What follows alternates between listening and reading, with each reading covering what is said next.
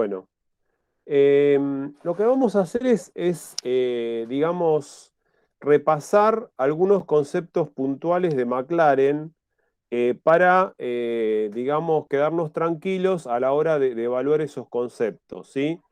Em, si bien el texto de McLaren hace todo un raconto histórico al principio, si lo leyeron, que es muy importante, no vamos a hacer ese raconto histórico, sí nos vamos a posicionar en cuanto a lo que critica de este momento histórico y qué salida le propone desde la pedagogía para poder contrarrestar ese momento histórico. Para lo cual les voy a pasar dos videos muy cortitos, como para que sea un disparador, para que podamos estar describiendo lo que él llama el multiculturalismo, la crítica que le hace al multiculturalismo, y la propuesta que hace McLaren de un multiculturalismo crítico. Y como propuesta pedagógica, desarrollar una propuesta de mestizaje. ¿Sí? Así que les voy a pasar una pestaña. A ver.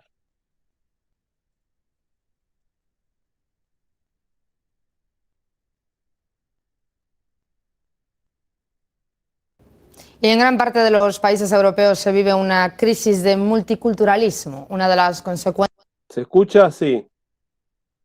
del fracaso de esta política étnica sería el incremento del extremismo en los nativos y en los inmigrantes recién llegados. En el siguiente reportaje les trazamos un panorama de esta compleja situación. Esta pequeña ciudad de Dinamarca ha llegado a ser parte de una gran batalla nacional. La tranquilidad de esta población una y otra vez se ve interrumpida con las discordias entre habitantes locales e inmigrantes musulmanes de Somalia y Palestina. Tal es el punto de los enfrentamientos que declaraciones como esta se han popularizado. Si tomamos a estas 200 personas con la ayuda del Estado, de la policía y las echamos del país, eso resolverá todos los problemas. Pero en realidad el escenario es mucho más complicado. Dinamarca ha llegado a ser refugio de más de 1 millón de extrapatriados. Y mientras los radicales más conservadores culpan a los inmigrantes, por su parte estos creen que la manzana de la discordia es la obligación que se les impone a cambiar su modo de vida. Los daneses creen que integración es ser un danés 100%. Un inmigrante tiene que comer, beber y en general vivir como un danés. Pero para nosotros lo básico en la integración es el trabajo y que nuestros niños sepan el idioma danés. Esta es la discordia. Y es que el caso de esta pequeña ciudad danesa no es el único. La problemática se extiende a lo largo y ancho de toda Europa y es imposible ocultarla e ignorarla. Varios líderes han afirmado que la política del multiculturalismo ha fracasado y que ahora los cambios en esta materia se han convertido en una necesidad vital. Vivir y ser felices juntos, esta política multicultural fracasó. Hemos estimulado a diferentes culturas vivir separadas de la sociedad. No logramos construir una sociedad a la que estas culturas quieran pertenecer. Tras estas declaraciones de los líderes de Alemania y el Reino Unido, también el mandatario francés afirmó el fallo de este proyecto multicultural. Por supuesto, sí es un fracaso. Reconocer el problema de inmigración en Europa podría considerarse como el primer paso en el camino de hacia su resolución definitiva. Pero queda claro que no parece suficiente solo corregir los errores del pasado, ya que el viejo continente más que nunca carece de nuevas soluciones. Armen Saharian, RT. Bueno, este informe de RT es de hace 10 años atrás. Así que ya es de 10 años atrás. El libro de McLaren es del 2006 y él ya estaba previendo un fracaso de los modelos políticos multiculturalistas, no solo aplicado a las migraciones, sino también aplicado a las políticas educativas, ¿sí? Ahora les voy a pasar un video sobre Buenos Aires, sobre la realidad de Buenos Aires, y ahí debatimos un poquito. Perdón.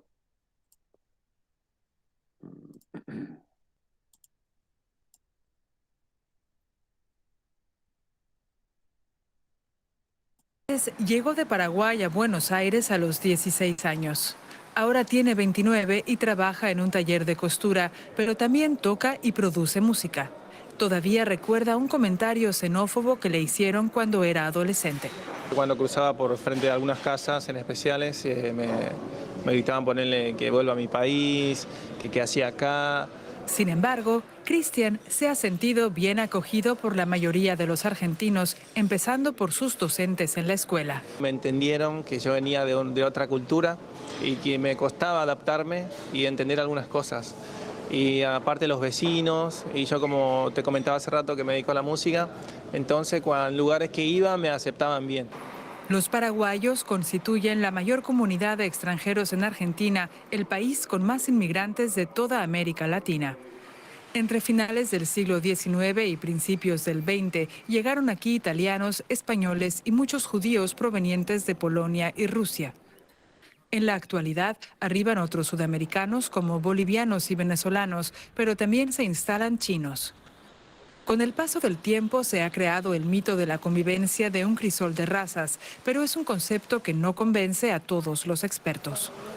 Es más parecido a un concepto de Edouard Glissant, un poeta martinicano que hablaba de lo composite, y es un concepto intraducible, que es aquello compuesto que forma un todo, pero que justamente no combina entre sí, ni se lleva necesariamente bien entre sus partes. Aunque en Argentina son usuales los comentarios racistas, los ataques físicos son menos comunes. Según una encuesta estatal, el 71% de la población percibe que hay una discriminación en contra de los inmigrantes de países limítrofes. El 57% cree que es hacia los negros y el 54% hacia los pueblos indígenas. Pero este sondeo no preguntó sobre la discriminación tabú que también sufren los argentinos mestizos, descendientes de europeos e indígenas, a los que Eva Perón llamaba cabecitas negras. No he sentido discriminación, pero sí sé que hay mucha gente que discrimina.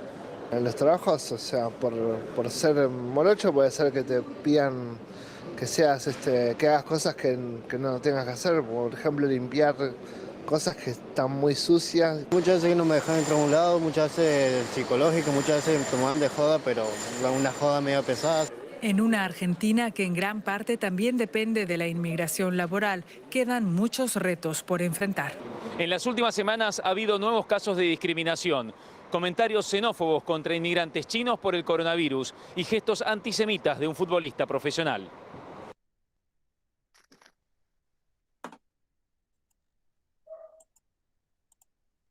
Bueno, ¿qué les parece? ¿Qué dice McLaren del multiculturalismo y qué crítica le hace? ¿Qué pudieron leer de eso? A ver. O podemos empezar también un poco analizando los videos. Es decir, ¿qué contradicción hay entre los estados nacionales con una, digamos, una cultura dominante y el ingreso de inmigrantes con una cultura que muchas veces es diferente a la propuesta por el Estado Nacional? ¿Qué les parece? ¿Quién se anima? Creo que el concepto de McLaren es que se habla de un multiculturalismo, pero donde la cultura dominante tiene que amoldar y es la que va a ser transmitida. Entonces, se admiten distintas culturas, como permitimos que vengan estas personas de Paraguay o de distintos países o distintas razas, pero se tienen que amoldar, tienen que aprender nuestro lenguaje y solamente el nuestro, desterramos los dialectos de ellos y no permitimos que se desarrolle la cultura de ellos. Entonces me parece que lo relaciono por ese lado. Claro. Sí, Lo sí. que proponía McLaren era tomar elementos de todas las culturas y armar una nueva identidad. Ahí vamos, hacia ahí vamos. Vamos a hacer primero el diagnóstico y después retomamos lo que dice Melanie, cuál es la salida según McLaren, ¿no?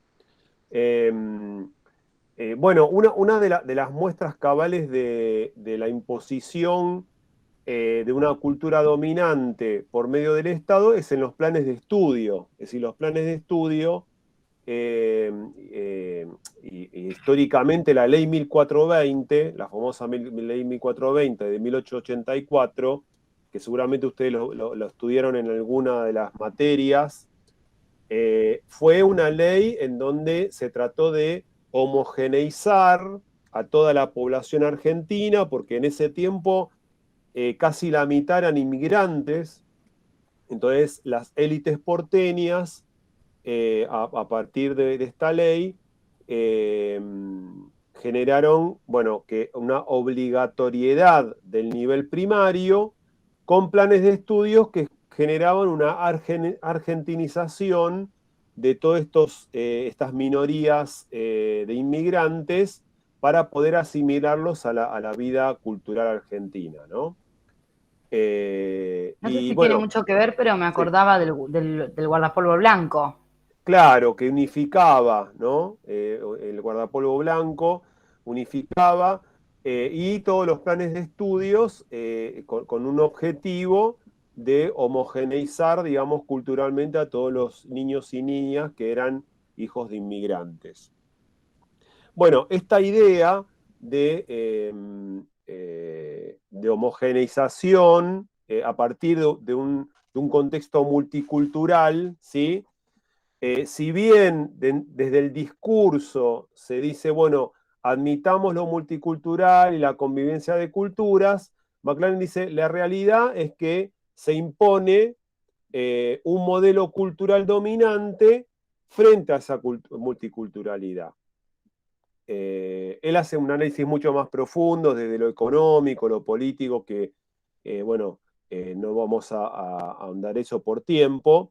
Pero en definitiva, digamos, la dimensión que a nosotros nos interesa, que es la dimensión educativa y especialmente la pedagógica, si bien desde los discursos políticos de políticas educativas que admiten una multiculturalidad, que somos un país, digamos, que asimila al inmigrante, desde los planes de estudio, en especial en Argentina, cosa que McLaren no lo analiza, nos estamos haciendo una extrapolación, hay una imposición cultural y una homogeneización en la formación de nuestros estudiantes, ¿sí? Por lo cual él dice lo siguiente, dice, siempre pensemos que él está analizando lo que pasa en el hemisferio norte, nosotros tenemos que hacer la mediación hacia nuestro contexto de la argentinidad, del argentino. Él dice, frente al fracaso del proyecto multicultural, hay una avanzada conservadora, ¿sí?, de revivir los valores nacionales. Estamos hablando de 2006, ¿sí?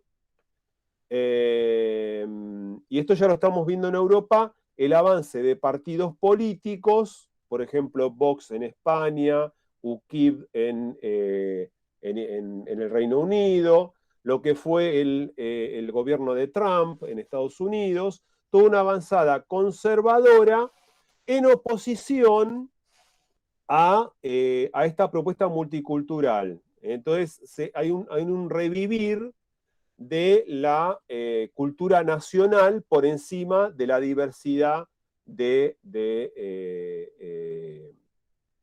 lo que es la multiculturalidad. No me voy a meter en política nacional, digamos, pero uno puede ya suponer algunos candidatos que estuvieron compitiendo el domingo, que están en esta línea, digamos, en esta línea de un resurgimiento de lo nacional, ¿sí?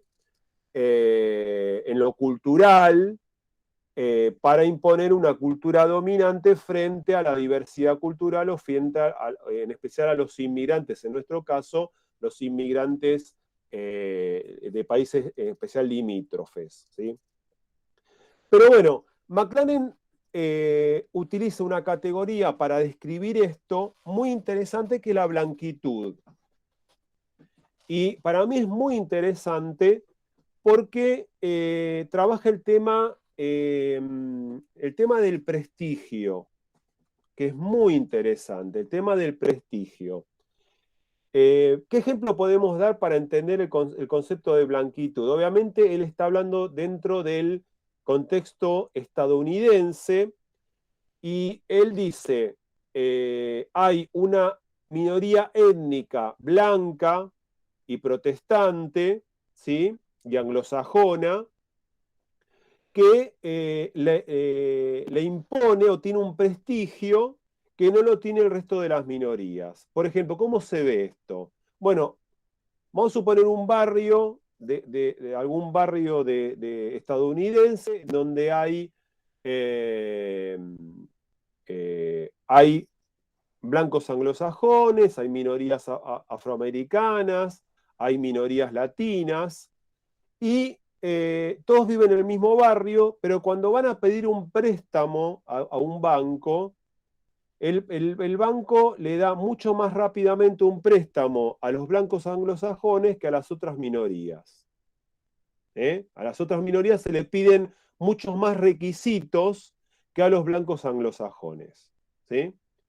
Si lo llevamos a nuestro país, bueno, vamos a suponer un recién egresado de un secundario quiere conseguir trabajo y vive en un barrio popular. Entonces va y honestamente va al trabajo y le pide, bueno, ¿usted dónde vive? Bueno, yo vivo en la villa tal, en cada casilla.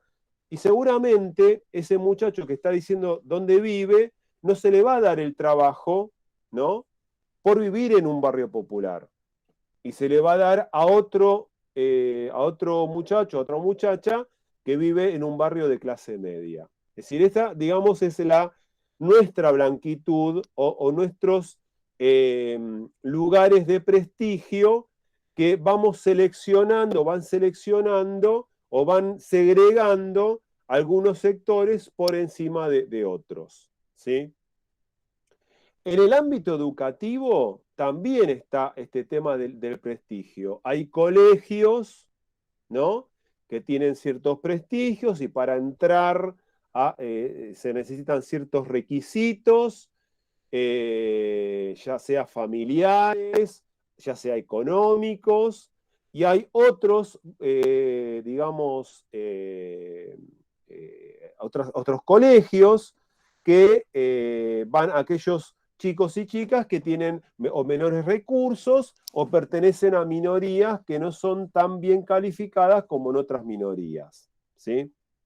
Quiere decir que el concepto de blanquitud lo podemos tranquilamente adaptar a nuestro contexto. ¿Qué les parece esto? ¿Qué opinan? ¿O qué pensaron? Que sí, la frase cayeron en la educación pública. No, claro, claro. No me quiero meter en eso, pero sí, que la blanquitud es el privilegio de una cultura por sobre otras. Y como decía antes, lo que propone McLaren es tomar elementos de cada una para poder crear una nueva identidad. Claro, y eso me parece que tiene que ver con el concepto de mestizaje. Claro. Además, el concepto de blanquitud lo divide en dos, sociales y genéticos, ¿no? Y a veces hay discriminaciones por portación de cara o por color de piel, pero a veces por aspectos sociales, ¿no? Y es interesante, además, lo que me gusta del autor, que no utiliza el concepto de clase social, que es mucho más ambiguo. Él dice, bueno, la segregación no solamente se hace por pertenecer a una clase social, sino muchas veces también por otros elementos, ¿no?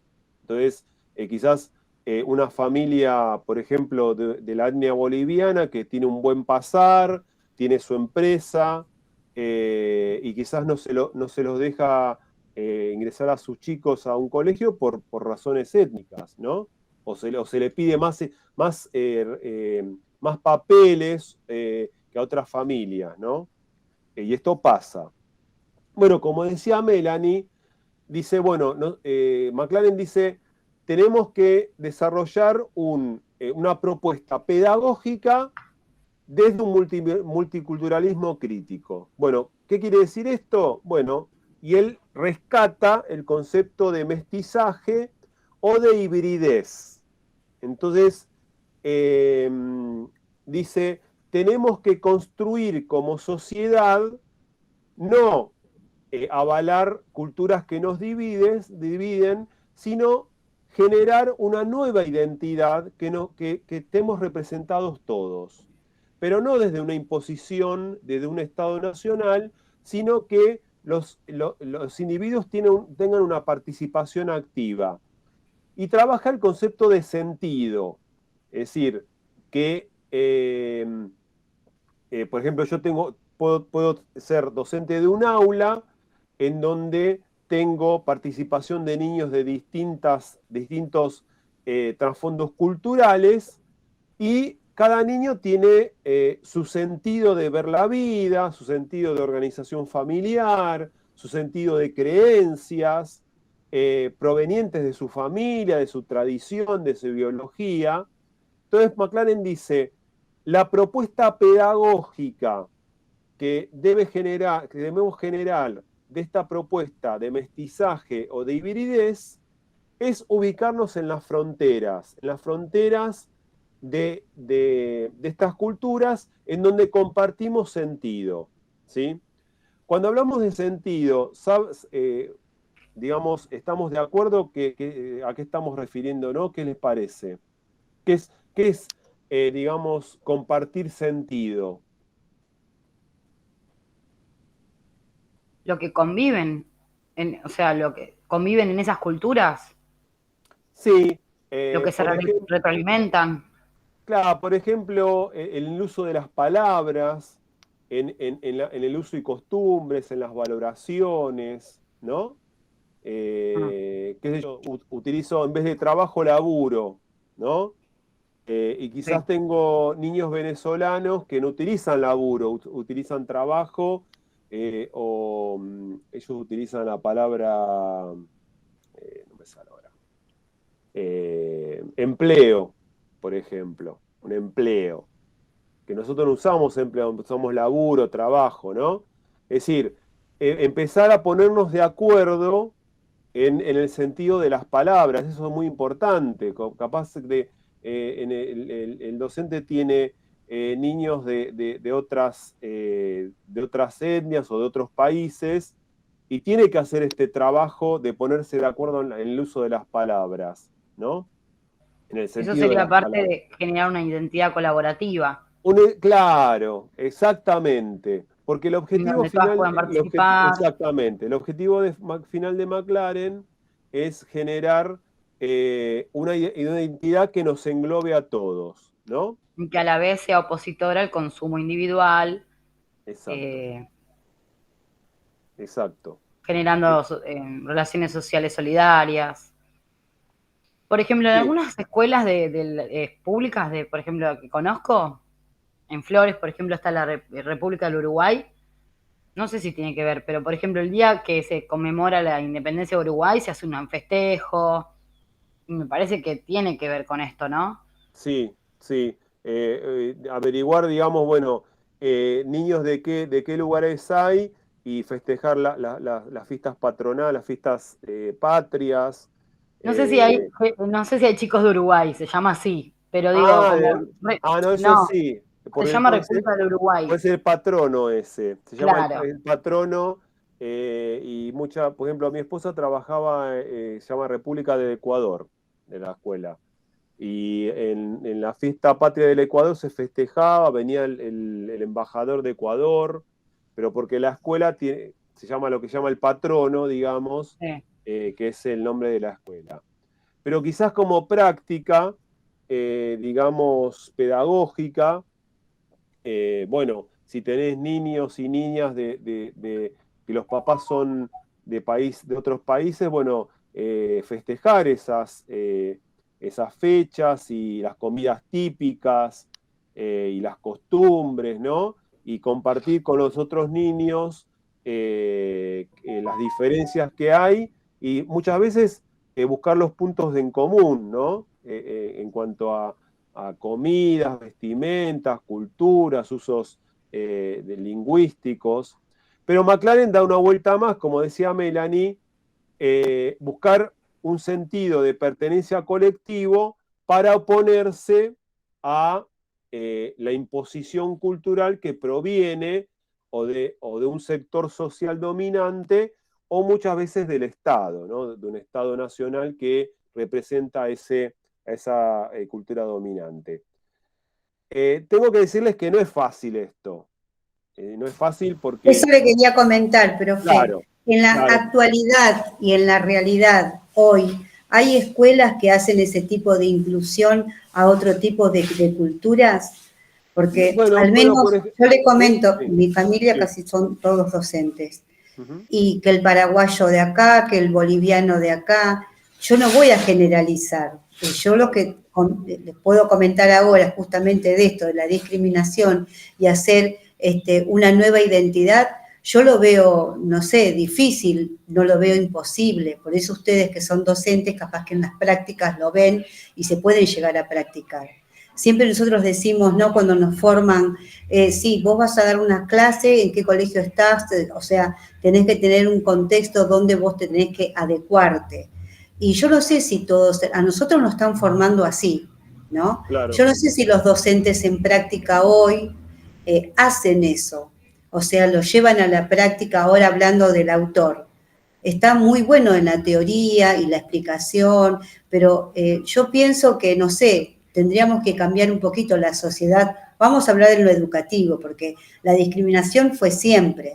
Yo, por ejemplo, está bien, es un ejemplo tonto, ¿no? Pero siempre fui administrativa y capaz que estuve en filas, no, porque soy morocha, no, porque no tengo 90, 60, 90. Y esa discriminación también la hacen, por un puesto para sentarse en una oficina en la parte contable.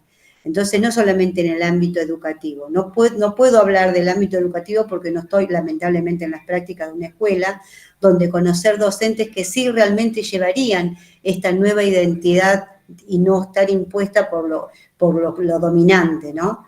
Pero por eso le pregunto a ustedes que son docentes, Melanie y usted, profe, si realmente esto se hace. Mirá, yo te voy a dar un ejemplo. En el instituto tenemos, ahora estamos en el nivel superior, ¿no? En el instituto tenemos algunos estudiantes que vienen de etnia boliviana. Hace muchos años, hace 2 o 3 años atrás, tuvimos una estudiante, ella era boliviana, su familia estaba en Jujuy y ella estaba sola acá. Y empezó la carrera de profesora de educación primaria. Y bueno, realmente, viste, no le iba bien en los exámenes orales, ¿no? Pero ella, nosotros la veíamos, digamos, en la biblioteca y estudiaba y se pasaba mucho tiempo en la biblioteca estudiando, pero realmente los exámenes finales, que eran orales, no le iba bien. Entonces le digo a la coordinadora, che, tenemos que averiguar qué está pasando acá. Entonces me acerqué y me puse a charlar con ella. ¿Y qué descubro? Que para ella el silencio era muy importante. Porque ella te decía una frase, se hacía un silencio, te decía otra frase, te hacía un silencio. Es decir, entonces, es decir, yo la dejaba hablar y se hacían silencios en la conversación. Y no que es porteño, que es acelerado, ¿qué intuye? Bueno, hace silencio porque no sabe. O porque entonces, cuando descubrimos eso, hicimos una prueba piloto, le digo, mira, yo le voy a tomar oral en mi materia, a ver si realmente sabe o no sabe. Entonces le digo, bueno, se llamaba, no me acuerdo el nombre, bueno, fulanita. Bueno, te voy a tomar oral. Entonces le digo, bueno, desarrolla tal tema. Entonces me senté a escucharla y claro, decía una frase, se hacía un silencio, decía otra frase, se hacía otro silencio, así. Pero realmente el tema lo sabía. Es decir, que la temporalidad de comunicación que ella tenía era diferente a la que teníamos nosotros. Bueno, Entonces, ¿qué hicimos? Entrenamos a los docentes para que respeten su temporalidad, digamos, y ella empezó a avanzar en la carrera. ¿Qué quiero decir esto? Que hay muchas veces nosotros, en el tema del sentido, ¿qué es para nosotros que un estudiante sepa un contenido? Que de corrido te lo diga y que no haya silencio. Que si hay silencios, interpretamos que el estudiante no sabe. Y en el caso de ella no, en el caso de ella era que la temporalidad de comunicación era otra. Ahora, en el caso que decís vos, Graciela, obviamente es difícil. Ahora, yo, digamos, yo estoy al frente del aula. Si yo tengo chicos que vienen, que tengo una variedad de niños y niñas que provienen de distintas familias y en especial de distintas etnias o de distintas nacionalidades, yo puedo explotar eso para enriquecer mi clase. Entonces, voy tomando de esas culturas, voy preguntando, voy buscando esos intersticios limítrofes para estar desarrollando y engalanando mis clases, ¿no es cierto? Entonces yo voy tomando esos recursos que me dan los niños y las niñas, de sus culturas, y voy, digamos, desarrollando una nueva identidad que va a ser la identidad de mi clase, que va a estar nutrida de todos esos elementos, digamos, ahí está la hibridez o el mestizaje, digamos. Pero, ¿es imposible? Yo creo que no, yo creo que no. Quizás a nivel institucional sí, a nivel institucional hay ciertas presiones provenientes de la supervisión, de las direcciones, de los ministerios, que se le imponen a la institución ciertos contenidos y se dejan de lado otros, ¿no? Eso lo vamos a ver más adelante con Michael Apple, con el concepto de currículum oculto, que ya lo vieron en otros temas, pero nosotros les vamos a dar otra impronta, ¿no? Pero a veces ese currículum oculto le pedimos a nuestros estudiantes ciertas formas de hablar, ciertas formas de moverse, y quizás el niño o niña tiene otra temporalidad, otros tiempos, otro sentido de lo que es el uso espacial, de lo que es comunicarse, ¿no es cierto? Y muchas veces traen una riqueza que realmente pueden aportar algo a la clase muy importante para el resto de los niños y las niñas, ¿no es cierto? Qué sé yo, hay comunidades, hay etnias que los familiares es muy importante, muy decisivo, para otros niños no, porque vienen de familias disfuncionales. Entonces, se puede estar trabajando con esos temas, con esa diversidad, y buscar los puntos de encuentro para generar una nueva identidad, por lo menos en mi grupo, en mi aula. No lo voy quizás a desarrollar a nivel institucional y menos a nivel sistémico, pero sí lo puedo encontrar en ese sentido. Y seguramente en mi clase encontraré momentos en donde haya cargadas o haya situaciones de discriminación que van a ser insumos para trabajar estas cuestiones. Estas cuestiones de discriminación ya se muestran desde el jardín de infantes o del nivel inicial, ¿no? Es decir, niños que no quieren relacionarse con otros, porque ya vienen con una impronta familiar. Bueno, ahí está el desafío pedagógico de encontrar esas fronteras de hibridez para poder buscar una convivencia y una identidad que nos representa a todos y todas, ¿sí? Pero no es fácil, no estoy diciendo que es fácil, ¿no?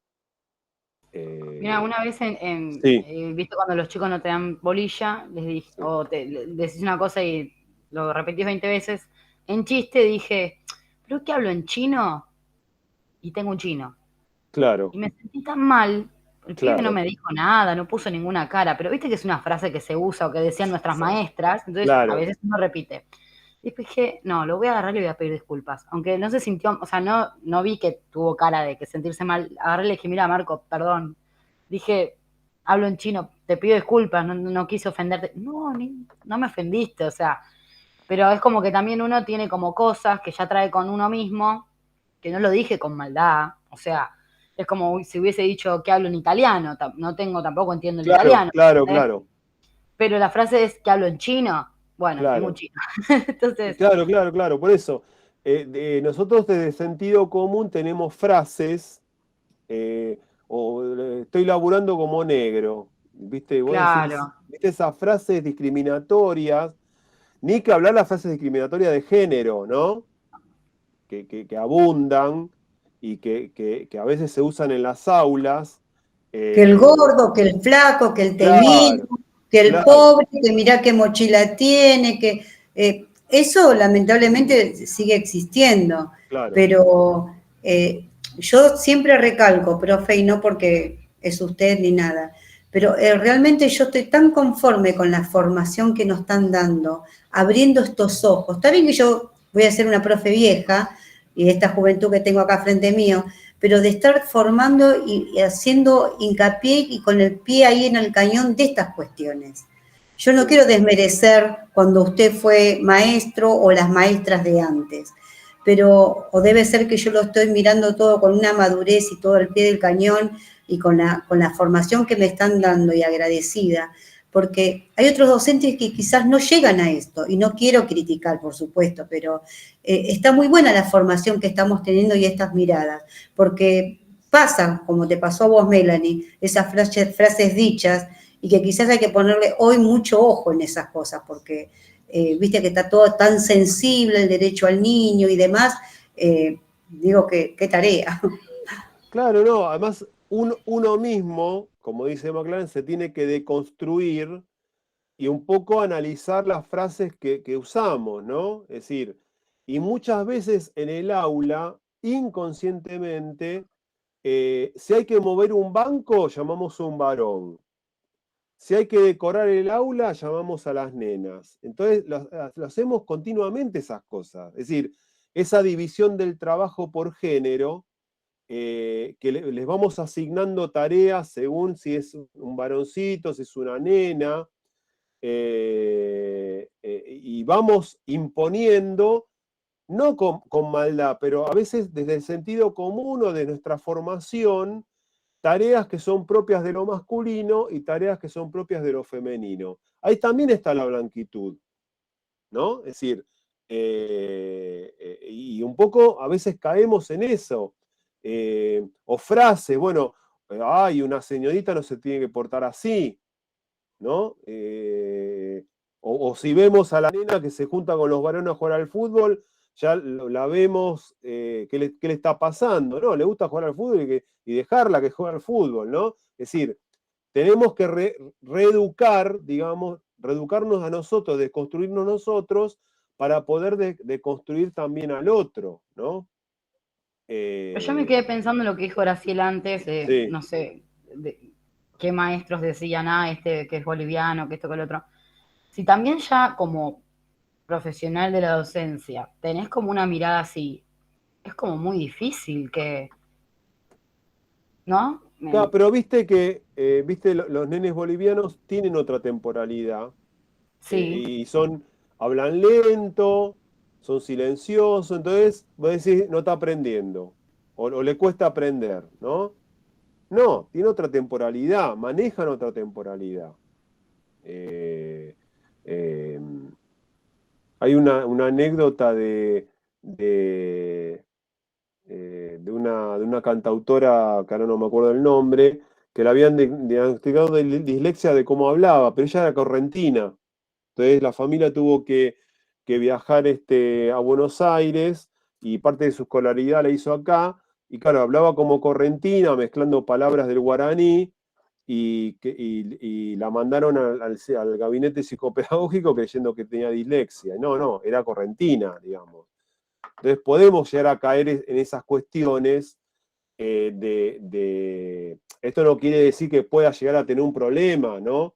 Pero a veces estamos evaluando algunos problemas de aprendizaje o los mezclamos con cuestiones culturales que trae el niño y la niña. No es que tiene un problema de aprendizaje, que tiene otra temporalidad y otros tiempos de aprendizaje y otros tiempos espaciales y de manejo de la comprensión. Entonces, uno mismo tiene que autoevaluarse y, como dice Melanie, frases hechas que usa, formas de ver la realidad, qué es lo masculino, qué es lo femenino, ¿no? Asignar tareas a uno y a otro, ¿no? O mismo maestras que ven con buenos ojos a unos nenes y otros no, ¿no? Y empezar a calificarlos. Bueno, fulanito, ya está, no va a aprender, bueno, ¿no es cierto? Y ya descartar por completo que ese niño va a salir adelante. Entonces ya lo estamos condenando, ya lo estamos, como una profecía autocumplida. Ya está, no puede, no puede. Etiquetando, profe, Claro, etiquetándolo. exacto. Entonces, acá hay una tarea, como dice McLaren, bueno, no solamente de decodificación o decodificar la blanquitud desde el sistema, sino también nuestra propia tarea, nuestro propio lenguaje, nuestras opiniones, ¿no? Y bueno, no desanimarnos. No vamos a cambiar el sistema, pero sí nuestra aula. Y en nuestra aula estamos nosotros. Y nosotros podemos hacer la diferencia. ¿Es difícil? Muy difícil, muy difícil. Pero podemos llegar a conseguir una identidad que nos represente a todos, que tenga elementos de todos los elementos culturales presentes por lo menos en mi aula. Y eso es lo que propone McLaren.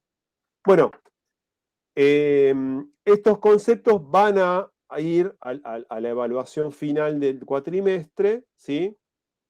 Y quería tener este mic como para aclararlos un poco porque va a ser un análisis de caso, como siempre hago. Entonces, para un poco analizar esto.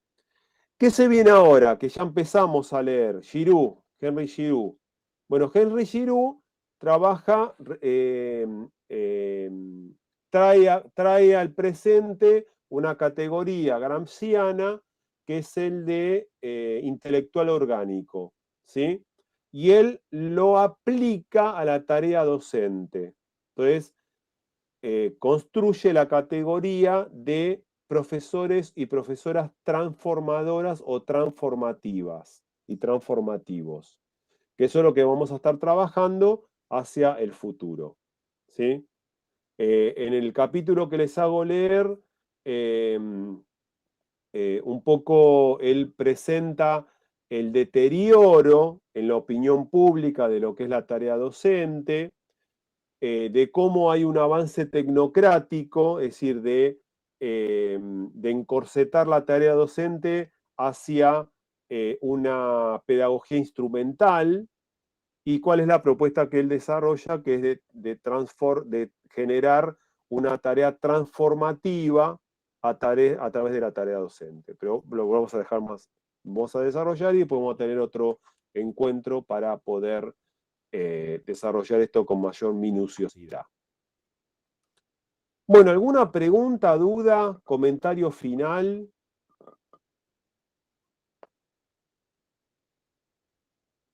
No, profe, para mí ¿No? todo claro, al contrario, una clase re linda. Bueno. La última clase fue solo la actividad de lectura, digamos. La última clase fue la actividad de meterse en Giroux y ahora vamos, la clase que viene, bueno, la clase que viene es 21. Es día de estudiantes, asueto, no tenemos clases, ¿eh? nos volvemos a encontrar el martes 28, recién. Ahí vamos a profundizar un poquito más Giroud, y en 3 o 4 clases ya liquidamos Giroud y nos metemos con Michael Apple. Y desarrollamos Michael Apple y ahí evaluamos si agregamos un texto más o no, creo que no. Ya nos vamos hacia la evaluación y ya las libero, el último tramo las libero porque muchas de ustedes van a estar haciendo prácticas y otras cuestiones.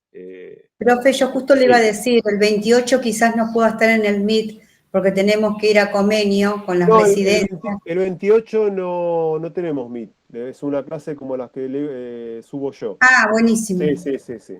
Buenísimo. Ah, ¿ya las invitaron para...? Sí, ya nos invitó hoy la profe Gabriela, Sí, va a estar porque íbamos a hacer un simulacro de nuestras planificaciones, pero al final, bueno, hubo una modificación para estar con las chicas que se recibieron. Sí, van a presentar lo que hicieron en las jornadas.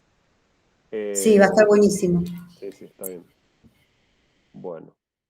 El resto no está porque, les explico, Gabriela está haciendo la práctica de cuarto, ¿sí? Creo que Valeria, María Laura y Samuel está haciendo la práctica de tercero, ¿verdad?